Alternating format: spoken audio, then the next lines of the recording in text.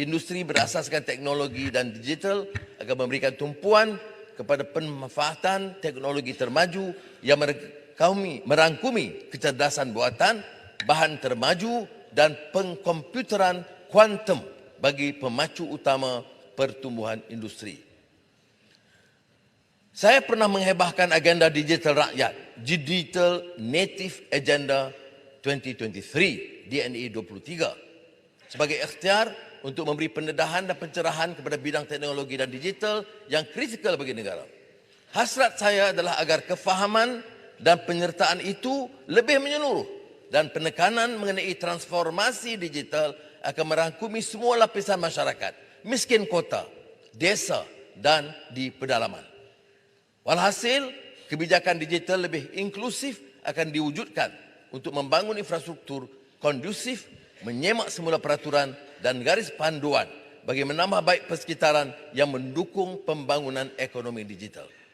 Pemain utama dalam sektor teknologi maklumat dan telekomunikasi seperti Google, Amazon Web Service, Microsoft dan IBM serta tokoh syarikat pemula, startup telah menyatakan minat mereka untuk mendukung usaha bagi melahirkan lebih ramai bakat digital tempatan yang berkemahiran tinggi.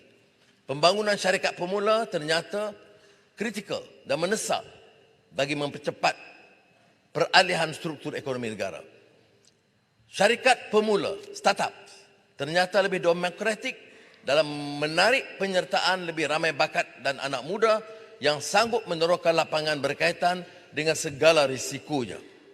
Justru ekosistem modal teroka akan diperkukuh bagi menyegerakan pembentukan syarikat pemula berasaskan teknologi.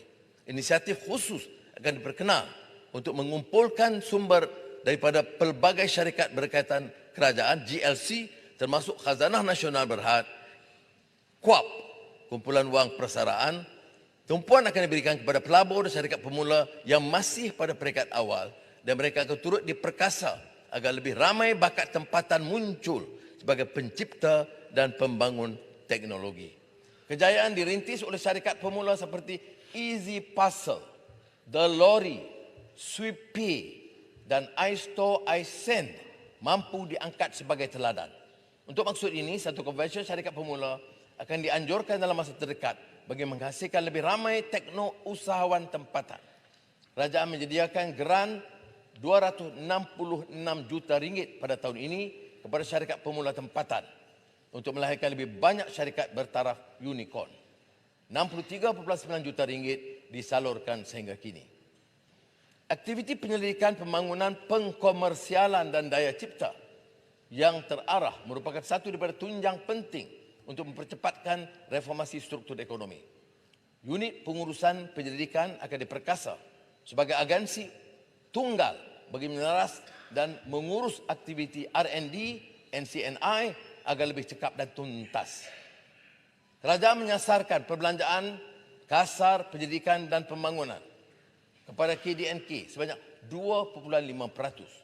Manakala sumbangan perbelanjaan pendidikan dan pembangunan sektor swasta kepada jumlah keseluruhan perbelanjaan pendidikan dan pembangunan R&D disasarkan sebanyak 70% pada tahun 2025. Dasar inovasi sosial akan diluncurkan pada November ini bagi menggalakkan daya cipta pada peringkat akar umbi. Usaha ini diharap dapat menanam kegairahan terhadap sains, teknologi dan daya cipta serta mampu melahirkan para saintis bertaraf dunia.